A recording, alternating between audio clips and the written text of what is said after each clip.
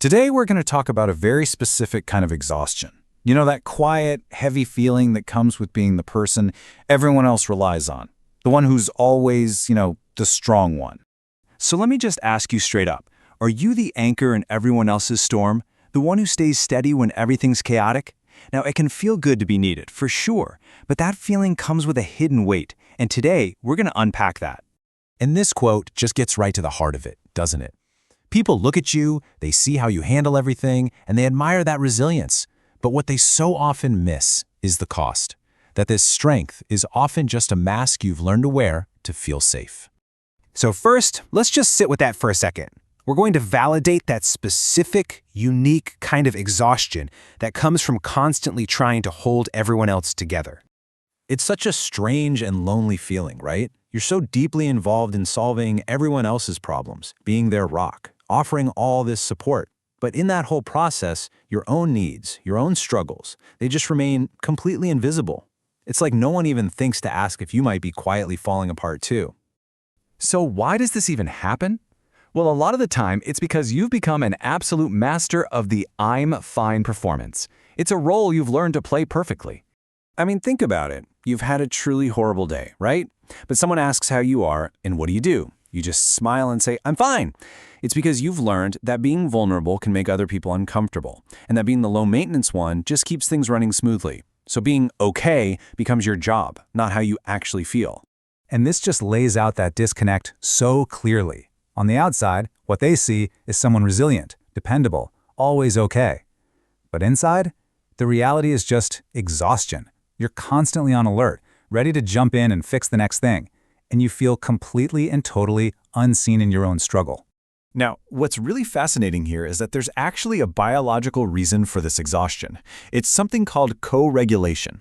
See, when you're supporting someone who's panicking, you're not just giving them advice, you are literally using your own calm nervous system to soothe theirs. And this is the crucial point. This isn't just in your head. Your body is physically doing work. It's constantly monitoring the emotional climate, absorbing all that intensity, and trying to soothe others. And what that means is your own nervous system never really gets to power down. Part of you is always on alert. But here's the thing. It's not just a biological response, it's a learned one. This isn't some character flaw you have. It's a role you probably learned to play a long, long time ago. A lot of times, this pattern starts all the way back in childhood. There's this concept in psychology called homeostasis, which is basically how a system, like a family, tries to keep its balance. So if you grew up in a chaotic home, you might have become the calm one, the responsible one, just to keep things stable. That became your role. And because everyone gets so used to you in that role, trying to change that dynamic feels incredibly hard. When you try to set a boundary, it doesn't just feel like you're saying no. It triggers this wave of guilt, like you're being selfish or letting people down. You might even worry that if you stop being available, you'll stop being loved. But this right here is the absolute truth that you need to hear. Your worth is not and has never been tied to your performance. You do not have to be constantly on or strong or available to be worthy of love and support, period. Okay, so what can you actually do about all this? The goal isn't some massive, dramatic change overnight. Not at all. It's just about taking one small, totally manageable first step to create a little bit of space for yourself. The entire strategy starts right here, just breaking that habit of the automatic yes. That's it. The goal is simply to create a pause, a little moment of breathing room between someone asking you for help and you giving your answer. So here's a simple little experiment you can try. The very next time someone asks you for something, first, just hear the request. Then, and this is the most important part, just pause. Don't say yes. Instead, buy yourself some time. Say something like, let me check and get back to you.